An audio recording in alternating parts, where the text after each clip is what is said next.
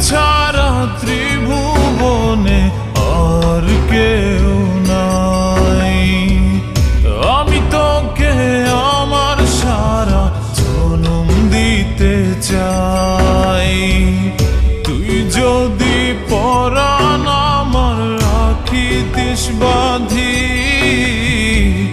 তোর লিখে দিতাম আমার দুটি আখি। ভালো যদি বাসতি আমায় দেখতিস কি আদরে রাখি।